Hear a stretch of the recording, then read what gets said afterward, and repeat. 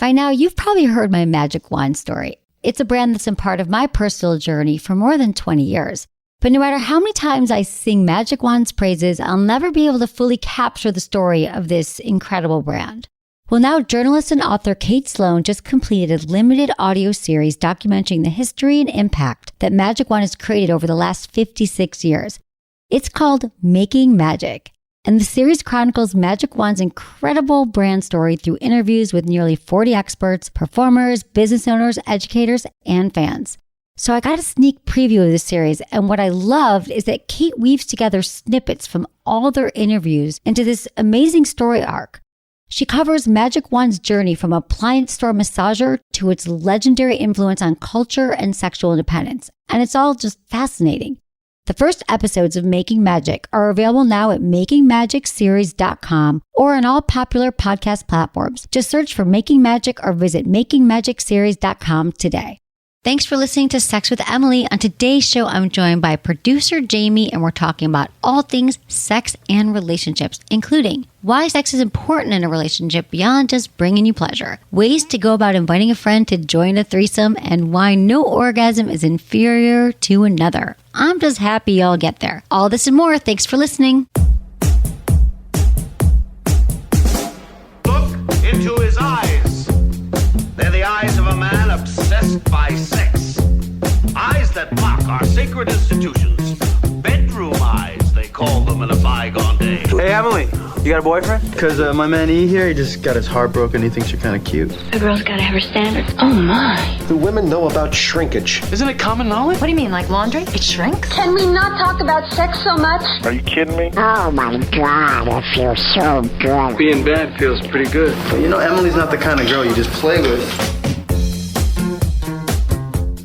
You're listening to Sex with Emily. We're talking about sex, relationships, and everything in between. For more information, go to sexwithemily.com. Check out our awesome website, our blog posts, our videos, all the cool things on our site. And also this month, take our sex survey. It's Alternative August after all, and we want to know about your sex lives. You can be anonymous. It's all in the name of science. It'll just take you a few minutes. Just go to sexwithemily.com/August or just click on the Alternative August banner.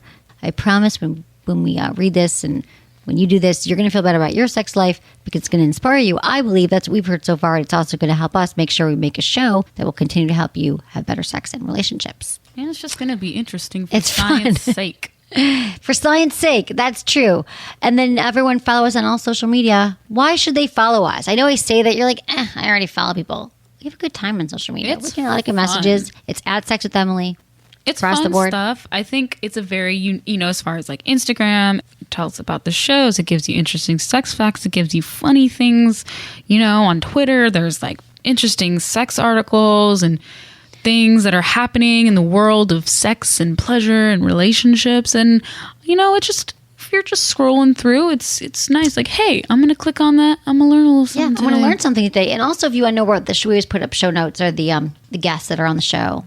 And also, I like your comments on there too. Like if you actually listen to an episode, I'd love to read what you think about it. Exactly. And you can also do that on iTunes. Not the comments that are about a specific episode, but we love when you also review us and comment about the show on iTunes. Subscribe to the show. Yes. That's important. Okay, let's get into some sex in the news. 1 in 5 women unsatisfied with their sex lives. That's atrocious. Oh, God, you guys, let's talk about this. So it turns out more than 10% of women with partners have not been intimate in over a year, and over 30% cheat. Okay, 1 in 5 claim their sex lives are boring. This is a pretty long, extensive study here. 32% describe their lives as okay, but could be better. 18% calls theirs boring and unsatisfying. And let me tell you about this boring thing, or unsatisfied. I started this podcast 13 years ago because I was like you. I was the 1 in 5 women. Mm-hmm. I wasn't having satisfying sex. I didn't know how to have satisfying sex, really. And I was kind of bored. And I thought the reason why I got bored in a relationship had to do with my partner because I was a good time.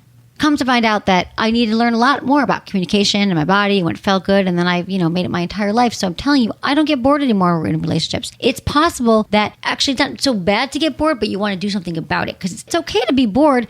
So I'm not saying these women should break up with their partner, all these boring women who are bored. No. You can't get over the hump. So they just need a little bit more education. So for example, they also report having low libidos, that they're not in the mood for sex. And we hear that all the time too from our listeners. And it's because they're not really that into, they're not enjoying sex. When we're having great sex, we typically want to have more sex. Yeah, why would you want to do something that's not fun? Right. It's not fun. Right. They're not like, oh, I can't wait to have mediocre sex again. Let's get back at that. Let's have some mediocre romping tonight. Maybe I won't have an orgasm again. We're going to have the most okayest sex ever. Hey, babe, want to meet up for some mediocrity? No. Okay, so what I'm saying is that here's why, you guys. Here's what you need to understand about sexual desire and libido. Women, I want you guys to understand this. I want men to understand this, that women's sexual desire is responsive. Mm-hmm. It is not spontaneous. For men, how they work, this is when I always say that women are slow cookers and men are frying pans. Men they are spontaneous. They get turned on a lot quicker. They're like, I'm in the mood. And for women, we need to respond to something, maybe a sexy thought. Maybe, it's been building up for a while. We keep that pilot light lit. And so I just think there's a big misunderstanding. And I think low libido doesn't mean it's a stuck libido. Okay, so more than 10% having sex in over a year. And I did want to say here, though, too, that so it says, okay, so 32% said okay, but could be better, with 18 saying boring and unsatisfying. To me, okay, but could be better is also not good. And so that's half. If you add those two numbers together, 32 plus 18, it's 50% of women are having sex lives. God. That's a lot. That's half the women. That is half the women. Right. Well, right. That's half our women. That's like, there's 4 of us in the room. 3 of us. 3 of us. Sorry. I would say, hopefully. I was like, who else? I need glasses. Yeah. Yeah, we are not. Well, the people in this room are not a part of that study. I would like to say that I like my sex life. I think it's hot. Is sex hot every single time I have it? No. Is it hot most of the time? Yes. How about you, Emily? Yeah, same. I mean, I'm telling you, ever since I cannot, you guys, I'm here to, I've not had amazing sex in 13 years, definitely, but I don't stick with it. Mm-hmm. I know how to improve it. So no, my sex is amazing. And it gets better all the time because I continue to talk about it and work on it. I have nights where I'm not in the mood. You guys, I'm like you. I'm not walking around like the queen of sex. I have nights where I'm not in the mood, where it's okay, not amazing, but that's like a one-off. It's not my life. It's not my sexual experience. And I know what to do about it. Mm-hmm. And I know how to turn that frown of bad sex upside down. 30% only had sex twice a month. 40% gets hot and heavy 2 to 3 times a week. So what else?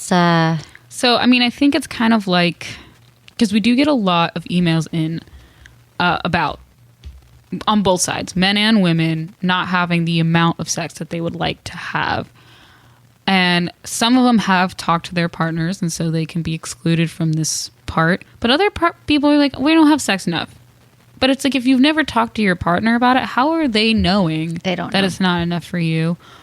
Or what you could be coming up with a compromise, Right. It's not up to you on your own to fix it. So I think we often think like, that we got to kind of just get all the answers on our own or figure out how to spice it up on our own. But it's like dancing. It's like you guys are together. You're dance partners. You're on the same team. So you should both kind of work on it together. We shouldn't have to go off and like trying to figure it out on your own. Like talk about it, communicate about your sex life, say that you wanted better sex, more fun sex with them, more frequent sex. Yeah. And the more you talk about it, you guys, it does become, it gets easier. The more you talk about your sex life, the easier it becomes to talk about it. So not always easy at the beginning, but after a while, when you talk about it with a partner, it will get better because you communicated about it, and it won't be as hard to communicate, and the sex will get better. Sex will get better. Communication gets easier, just like everything in life. It takes practice. The other thing is 30% cheat due to the internet opening a world of possibilities. Now, I think that number's always been high, that men and women cheat pretty much at the same rate. And I would disagree that people are cheating more because of the internet. I think that people are getting caught more because of the internet and their phones. Yeah. I don't think that all of a sudden they're cheating because the internet's giving them more people. Yeah. If you were a cheater, if you wanted to cheat, there was always someone to cheat with. You will find a way if you are a cheater. And I do believe with the internet and phones, it's just that you're leaving traces around everywhere. And I'm not that I'm trying to because I'm not an advocate for cheating, Right. and I'm not trying to help you cheaters out here. However, if you are cheating, you gotta be smart about this. One, don't be on Tinder or one of the apps. Unless you have like some other kind of like, you know that none of your significant other's friends are on it. And two, if you're cheating, make the name in your phone a different number. Don't take pictures. Just delete your traces. I'm sorry. I know I shouldn't be helping you out here, but I'm just saying that if you're getting caught, it's because you're doing it dumbly. Yeah, well, right. But here's the thing. I think that even when you think you're deleting the trace of it, things show up, your partner gets you guys share the messaging, like... Just break up. Just break up if you're cheating. Just Literally, break up. if you're about to cheat with someone, think, do I really want to do this? Maybe I could try to one more time, go back to my partner and see if I could sort things out and not cheat. Agree. Okay, here's some reasons why sex in a relationship is important, why it actually matters. It doesn't need to be part of every relationship. However, it is important to remember if you're with someone, your sex life does matter in the relationship, because we hear from a lot of people who are like, you know what, we've had enough sex. I had a friend who's with her husband for so long, and she said to me like 10 years ago, she's like, you know what, Emily, I don't know, I'm not talking about our sex life. We've had enough sex. I don't want any more sex. They have 2 kids, and sure enough, they're divorced now. And she's gone on to have another partner, and she's having a lot of sex. So what I'm saying is, if you're in that point where you're like, it doesn't matter, why should we do it? Here are some reasons why sex actually matters and is an important bond in your relationship, or even if you're on your own. Masturbation, it's all important. Mm-hmm. So it gives you an emotional high. That is real, you guys. The afterglow that you feel like after a workout, you can experience all those feel-good hormones that release after masturbation.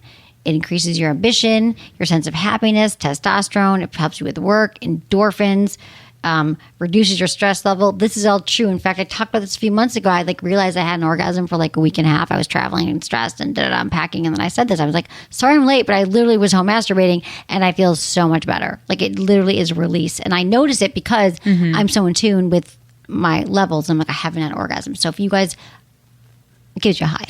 No, it's true. And it's kind of funny because like it's kind of like the secret that you have for yourself. Some people who like know you really well can be like, you got laid or you did something. Because a lot of times it's like when I have like a really good sex session the next day, like I'll come into work, I'll see my friends and I'll be like, oh, like, you know, like you look really good today. Or like, you know, you seem really happy today. And I'm like, that's because I am. Yeah, and tell people that you know what? It's funny you say that. I met someone. I was in New York recently, for the day when I had the layover, and I was walking around and I met this guy. I was with Ben. We walked in this guy's art studio. He was super cool, and I was like, we were only talking for 10 minutes. He's like, well, I said, why? He said, I'm having a great day. I'm like, really? Why? He goes, I actually had sex this morning. He didn't even know what I did for a living. I'm like, that's awesome. And I thought, if more people talked about having sex, the much more encouraged you'd be to have sex, right? If someone says they had a great meal, you're like, oh, yeah, maybe I'll go eat at that place. Or they had a great workout. So I think we should all talk about our amazing sex more often. Right? Yes. What'd you do today? I fucked. I had really good, I fucked. However you want to say it. Sex also relieves stress. I'm sure you tried a lot of things, maybe like aromatherapy, hot baths, massages, but add sex into the mix. It really does. Releases oxytocin, all those good things, and makes you a lot less stressed out. And it can also boost your confidence. It really does, because I believe that the less often we have sex and the less comfortable we are with our bodies and touching ourselves, we build up all these insecurities in our head. But the more we actually continue to have sex, even if it's not great sex, but we continue to have it and work on it, that does boost your confidence overall. It helps with body image issues. It helps with all kinds of confidence. And you get a better night's sleep. That is so true, too. Sometimes I just think I have to masturbate or I have to have sex to it decreases cortisol, increases oxytocin. And when you decrease cortisol, it helps your sleep because you release a hormone called prolactin. So much about hormones, you guys, that we don't even understand. But I'm telling you, they're always there operating, fighting the good fight for you. And they're telling you to orgasm and have sex. There's actually, this movie on Netflix called Set It Up. Oh, I thought you were going to talk about Big Mouth. Oh, I love hormones. Big Mouth. But no, what is it? Oh, it's Set It Up just because about relieving stress. It's about like 2 different people that have like these crazy, terrible, high-strung bosses, and they get them together And when the bosses start dating and having sex, they both just calm down and chill out. That's so funny. They're so less stressful. They're nicer. Yeah, I think all of that's true. Also, you guys, when you guys probably know this, but I'm going to remind you that your intimacy extends beyond the bedroom. The more intimacy you have in the bedroom, the more intimacy you'll have outside the bedroom. And research backs this up, that sex predicts affection, and affection in turn predicts sexual activity. So it's just a really healthy, beneficial feedback loop. If you have physical touch, if that's your love languages, if you continue to touch and express love, you're going to continue to receive more love. So just keep that love going. If you start in the bedroom, it'll go everywhere. And post-sex cuddles. Why are post-sex cuddles important? It's nice. They just feel good, you guys. Aftercare, it's important. Get all snuggly with your partner. A blanket That makes me burrito. happier. I know, that makes me... I like being in a little blanket burrito. Me too. I love it. That is the best thing. Okay, guys, so in case you need a little more incentive to have sex. Yes, because there are people, I just want to say, because I do read the emails that come in. There are people that email and say that their one partner doesn't want to have sex anymore, and that sometimes though when the other partner that does want to have sex brings it up, the non-sex having partner is just like, you're just using me for sex, or it's not important, and da-da-da. And it's like, the thing is that it is important. If it's not important to either of you, then it's not important. But if it's important to one of you, it needs to be important to both of you. I'm not saying don't do things you don't want to do, but find a way to make a compromise. Right. It's so true, Jamie, because think about it. I love that you said that, because if you're in a healthy relationship right now, but everything's wrong but the sex, and let me tell you another interesting stat. They say when sex isn't a problem in the relationship, it takes up like 10% of your time, your thoughts. But when it's a problem, it can become like 90% of the problem. Like, so when it's a problem, it's a big problem. So if you're in a relationship though, and sex has just become a thing, you're like, God, we got to talk about everything else is great. That's actually really good news. That means that if you're in a healthy relationship, that means that you actually know how to communicate about things. And honestly, you guys, I've been thinking a lot about this lately, how to talk to you guys about how else can I tell you to communicate. If you know how to communicate about anything, like maybe you and your partner figured out how you can both work at home together, or where to go on your vacation, or how you can parent better. You guys know how to communicate, and it's literally nothing different. Talking about sex, it really isn't that different. It's those same skills. It's the same listening skills. It has more taboo around it, and there's a lot more shame and trauma and things we bring up. But really, it's about listening.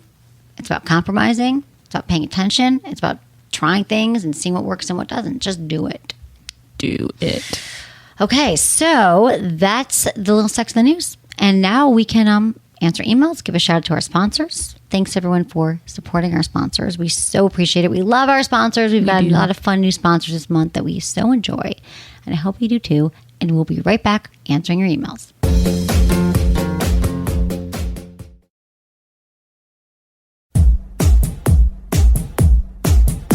All right, everyone, we are here to answer your questions. It's why I exist on the planet. We all want you to have better sex, right, Jamie? We do. We care so much. We do. We love getting your emails and your questions. You can text Ask Emily. Have people been texting more, Jamie? I feel like they just like the emails, which is fine. Yeah, they like the emails. Essentially, it's pretty similar, and it depends on how much you want to be texting on your phone or where you're at when you want to ask a question. Some people actually have been asking questions via Instagram. Yeah, you guys can do that at Sex with Emily on Instagram. Yes, you can do that. We don't love it. Yeah, another so step. sometimes we can answer there. Sometimes we will take those and then add them to our email queue. Just because it's kind of hard to type out some of these answers in Instagram. Right. Okay. So yeah, that's how you do it. You text. You can go through our website via the Ask Emily tab. Ask your question. As always, no matter how you do it, include your name, your age, where you live, and how you listen to the show. And you can always change your name, you guys. We do not care. Yes. We don't. We won't even know. You can even change where you live. We just want to help you. But age is important. Yes. This is from Stephanie, 28. She didn't include her location, but it's cool. Well, you guys will. Dear Emily, I'm kind of embarrassed to ask, but I hope there are others out there like me. I'm not able to orgasm from oral, intercourse, or even playing with myself. However, I'm capable by a different way. I have to be crossing my legs in order to masturbate. It has caused some hardships in past relationships because my partners would want to please me but weren't capable of doing so. If anything, I'd get way overstimulated to where it would just hurt. I'm wondering how many are out there like me, and is it a respectable way of achieving orgasm? Thank you. Okay, Stephanie, here's the thing I want to say is that there's no like right way to orgasm. It's not like you're orgasming wrong, but it is an orgasm. There's no like perfect way. It's not inferior. Nothing wrong. Many, many paths to orgasm. So it's true though. A lot of women do. Have you heard this thing? Like women do kind of press their legs together to orgasm. It's more of like a.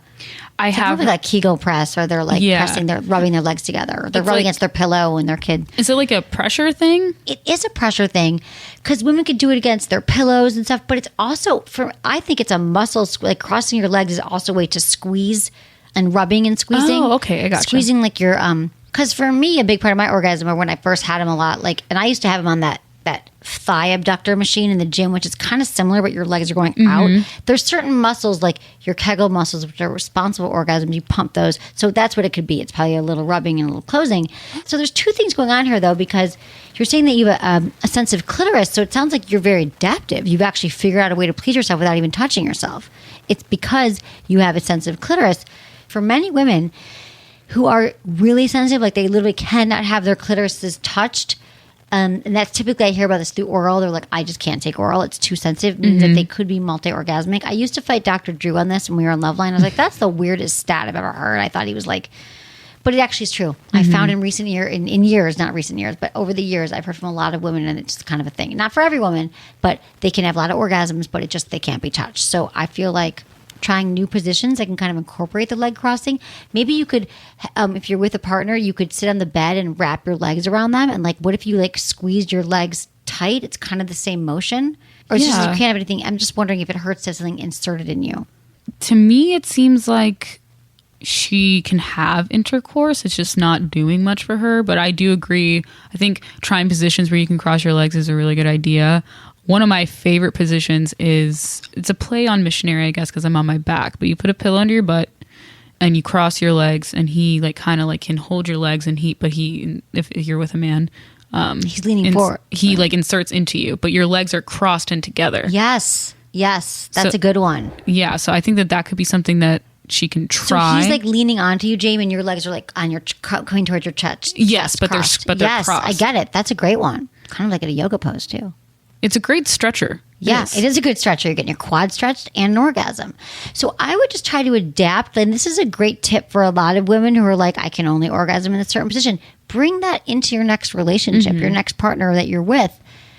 And I think that too sometimes, like when I'm with a new partner and we got to adjust, it's just like, this is how I have to sit and move, and this is what worked for me. And it's okay to bring your toys in or use your hands to get acclimated with a new partner. But I think that, Stephanie, I'm not worried about you finding partners. It says you've ruined, or you've had hardships in past relationships. Well, no more. Going forward, you're going to be honest and be like, I'm figuring out new ways to orgasm. Let's play. Like, make it fun. Not like, we need to talk. I've got this problem where I can only orgasm. No, Stephanie. It's more like, this is how I do it. Let's figure out how we can best find a position that works for me. Exactly. Or do it on your own. Figure it out on your own. But I don't think this is anything to worry about. Yeah, and we've heard, and the thing is you are not alone. Yeah, not at all. You're not alone with this. There are other people out there like you that orgasm in the same way. Right. And also for me sometimes too, I'm telling you for this and others, like I can have multiples, so it's easier for me sometimes without anything inside me. Just like I'll have one first, and then I can do other positions, and then have another one. Or sometimes, I'm just saying, to get turned on and get yourself aroused, Stephanie, if you need to stick in that position and have one orgasm and then have intercourse, like,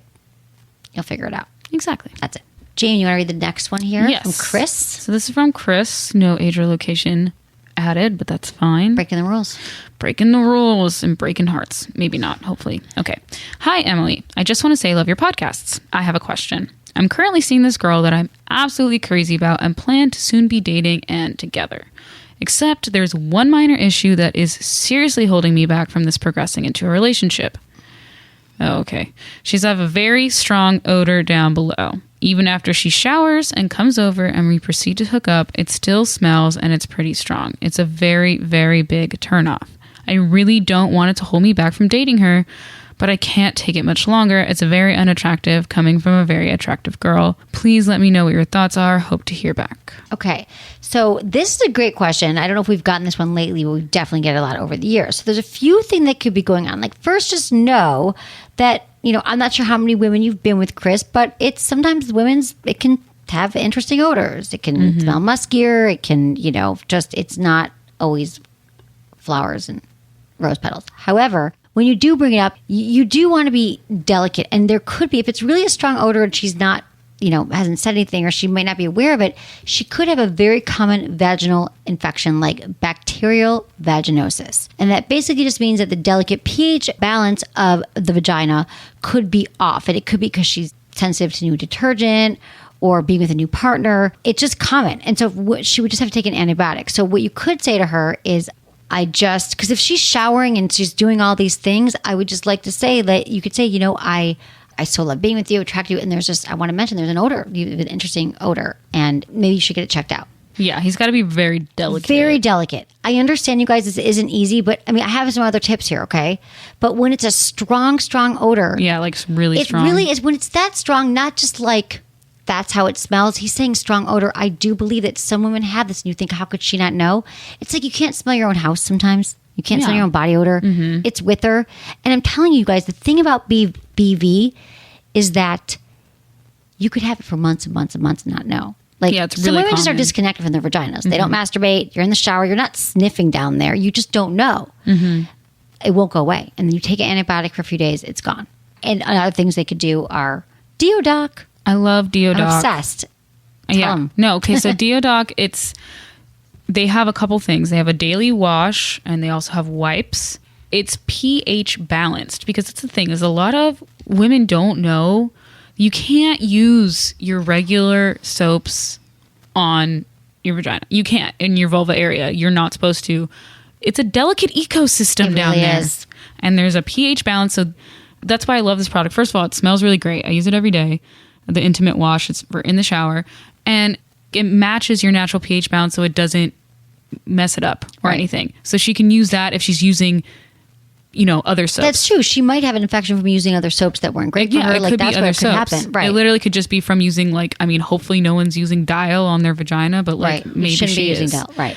Also, too, they have wipes, so maybe she comes over and she uses a wipe right before. And if that takes care of it, then maybe she's just using the wrong soap. Who knows? I also want to say, it seems like, because some men are kind of pussies, no pun intended, when it comes to vaginal odors. That's true too. It might just be run-of-the-mill vaginal, how vaginas smell. Yeah. So to me, it sounds like he's usually down for it, but it seems particularly strong with this woman. However, if this is something that you always notice, Chris, you might need to just get over it. True. If every woman you've been with has this strong odor, it might be. But I want to say that you're. denominator. I want to say I want to say you're a good guy, though, and that's not what's happening here. Okay, let's do it. That's good. You are a good guy. I think that he asked and he really likes her. So let us know how it goes. It's typically one or the other, and we can work on this. Get to the bottom of it. Mm-hmm. Okay, this is from Hannah, 26 in Pennsylvania. Dear Emily, I love sex, and I'm one of the few women who can orgasm from penetration. I want a clap. Right? Yay, Hannah. I love a lot of aspects about sex except one, when a guy ejaculates on my face. This has obviously been portrayed in porn, and men mimic that. How can I tell my man that it's not something I enjoy? And what is the sexier alternative? How do we tell guys to do something different? No, just say no. I mean, I'm kind of surprised that he just does it without asking. Typical guys would be like, okay, here's the thing. You're 26. I'm assuming that your partner is about the same age. You guys grew up on porn. You like porn for breakfast. It was there from the time you came out of the womb watching porn, or at least from the time you cared about sex. They might not have known that you should ask about that. It is. It's a thing. You ask. You don't just do it. So I think just you could say, finish on my back. You could tell him that doesn't turn me on. You could let him know straightforward, I don't love when you do that. And then next time you guys are having sex, you could say to him, it'd be so hot if where do you want him to come? Come on my stomach. Come on my back. Come on my chest. Wherever you'd be comfortable, just offer an alternative. It'd be so hot if you blank. Yeah, and I mean, I'm sorry. I know, you got it. Jamie's how did he not ask? Right. I just can't believe that someone would do that without asking, because that's your face. Right. That's your, it gets in your eye, up your nose. What if it gets in your hair? I don't know. I've had it in my eye, and I was and it stings. Yeah. He should definitely be asking and not just doing it. And then I just kind of and this is just me, and I am very, I don't know, I'm just very confident in myself and asking for what I want in bed. However, if a guy was to just try to like pull his dick out onto my face, I would be dodging it so quickly. I'd be like dodging it and then being like, Right. What was that? What are you doing? Right. What are you doing? Right. Like most of the time, Emily's like outside the bedroom, talk about this. No, but this is in the moment. In the if moment. there's cum that's about to shoot in your face and you don't want it, that's something in the moment. You Yeah. direct, you bob and weave. No, you just say no. Yeah, just Put be your like, hand. no. I would put my hand up. I would move out of the way. So It is a think- respect thing. Yes, But I he think- just might not know. Let's he give him the just- benefit of the doubt. Yeah, he doesn't. Maybe he doesn't know. But I will say, I'm so happy and proud that you can orgasm from penetration alone. Yeah. I think that's great. That's amazing. Then what is that, like 20? It's like 25%. Yeah, very rare. So- So good for you. You got a good future ahead. Yeah, and then just let this use this as a stepping stone if there is other things about sex that you would like to just talk about. Exactly. That's a great entree. You'd be like, don't come in my face and please go down on me more, or please. I love that. Yeah. Don't Random come in acts my of oral. face, but also go down. If I made a t-shirt that had said random acts of oral on it and like sex with Emily on it, little logo, would you guys buy it? Just curious. I want it. You want it? Don't you want it? Yeah, I love that. let's make a 'em. bumper sticker. People don't do that anymore. We're gonna do it. We're gonna do a Twitter poll when this show comes out. I'm Let's gonna do that. We're gonna do a Twitter poll, and we're gonna be like, "Would you wear a shirt that says sex with Emily, and then it says random acts of oral?" Okay, but let me tell you something. I have my sex with Emily t-shirts. We still have some left. It says, I had sex with Emily, and all I got was this t-shirt. It says it on the back, and I guess I made them like a long time ago, 6 years ago, maybe 5. But you all said you wanted them, and we didn't sell that many. But I probably forget to talk about it because that's what happens. Yeah, we should. But if you all guys want one, we have them. more. We have them for men. We have them for women. They're gray for men, the gray t-shirts, and we have little cute little tanks for women. They're And they're actually good. so soft. They're the most comfortable. They're like American Apparel, I think. They're good. I get interesting looks at the gym. Do you? Yeah. They're cute though. Check them out. They're still on the website. Maybe they're not on the website anymore. Damn Ken? it. Ken, you're in trouble. Call Ken. Anyway, I want to make the other I'm already on to the next t-shirt, but these are cute. Check them out. All right, let's move on. We've got here Ooh, an alias. alias. God, okay. That's fine though. This is from an alias who's 45 in California. Hey Emily, one night my wife, her girlfriend, and I went out together. When we got back to her place later that night, they started making out. She was hesitant to touch her as they were making out on her sofa until I took her hand and put it on my wife's breast. They continued kissing and touching each other intimately. The night unfortunately ended shortly after that without anyone taking off their clothes. Wah, wah. My wife and I still talk and fantasize about that night. We were just unsure on how to go about inviting her to a threesome or girl-girl. Should my wife invite her? Should I? Should we approach her for a girl-girl night? My wife and I have gone as far as setting boundaries and setting up a safe word. We know that we're ready. We are just unsure of how to invite her as last time. It kind of just happened. We've never approached a woman for something like this before and would like some insight. Please help. First of all, Jamie, another happy couple in their 40s. I know. Spicing things up. I love it. I know. So you guys, it's never too late to spice up in any which way. So I think it's not you reaching out. They had a moment. If this is really her friend, I mean, how close are they? Like they made out, they did a thing. I think they should grab lunch, get lunch if they haven't, and then see what comes up. Yeah. I don't know how you like extend, like you can send an evite. Like, please invite us for a girl. You know, I think they just feel it out. How'd you feel about that, right? He's like, because he's very specific about how to go about it. Don't send an evite, but send us what that evite would look like. 'cause Exactly. I would love to see what it would look like. Right. Exactly. But no, I agree with you. I think that's really smart, Emily, to just do her and the girl. Yeah. I think It's a him woman's because that's the thing, especially because it did not escalate beyond what had happened. You don't need to be in the mix for the asking, engaging whether or not she's interested in this, because that also might make her feel kind of like awkward, and then there's two people staring at her like, we want to fuck you. Exactly. Right. She'll feel like meat or something. Some kind of bad meat. Yeah. Road meat. But What's it called? I think the wife goes and gets lunch, talks about it, and then you can gauge whether or not Right. it was like just that one night thing or if she's into it. And then also you have to this might be unfortunate. She may be down for your wife, but she doesn't want you to be there. Right. Well, I was going to say they talked about that. And I was going to say kudos to you for setting these boundaries ahead of time and having a safe word. So are you cool with if they have a long lunch, then it turns into something else? Oh, Have you guys talked about Twice the eating. Exactly. So, but it sounds like you guys are communicating about it, and let us know what happens. And I mean that when I say that. We want follow-up. We want follow-through. When the threesome goes down, I want to hear all about it. Okay, Jamie, you want to read the next one? Yes. Cool. Okay, this is from Megan, who's 24 in Idaho. Hi, Emily. I've been married for a year, but been with my husband for 4 years prior. We have an incredible life together and half the time an amazing sex life. Lately, I have been super horny, but all at the wrong times, leaving me masturbating on my lunch breaks or any time that I'm alone. Although this is fine, I'm to the point that when I'm alone with porn, I orgasm in under 5 minutes. And when I'm trying to enjoy being intimate with my partner, I can't seem to orgasm. I feel like something's wrong with me that I can't relax enough to enjoy the real thing with my man. Should I quit masturbating altogether or maybe just quit using toys? Thank you.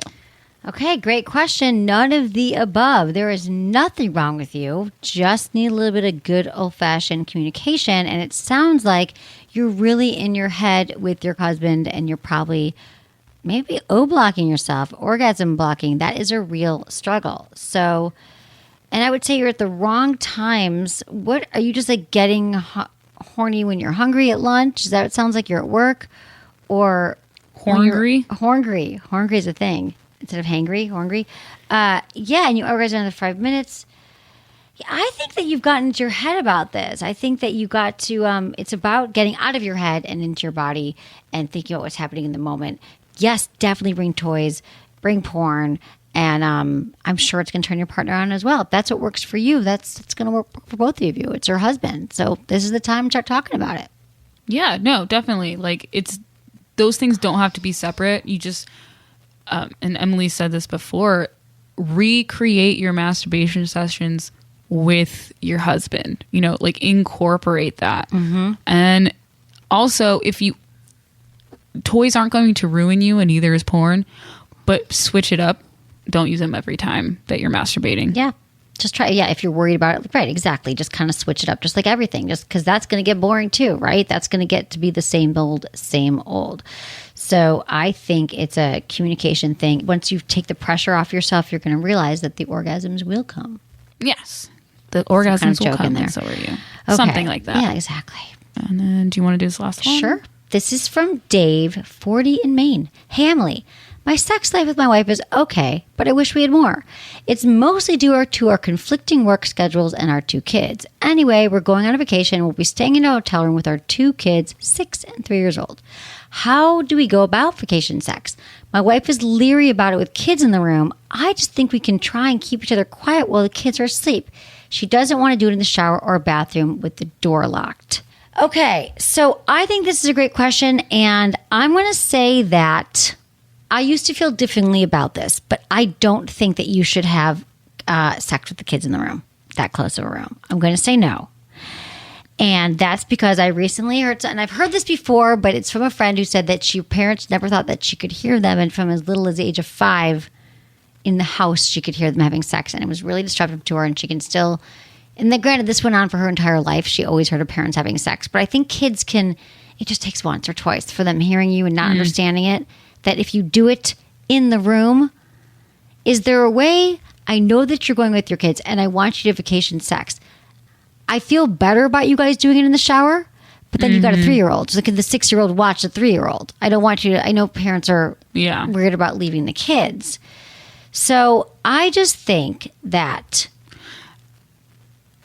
if the kids could be in front of a movie, maybe you guys could like have the kids watch the iPad or watch a movie, and I'm cool with you going into the bathroom and they can't hear you and running the water. Mm-hmm. If you're comfortable. I know the parents are all weird. I know parents who leave their kids at whatever age and go down the street, and some who like haven't and their kids are 10. So I'm just saying this vacation might not be all about vacation sex.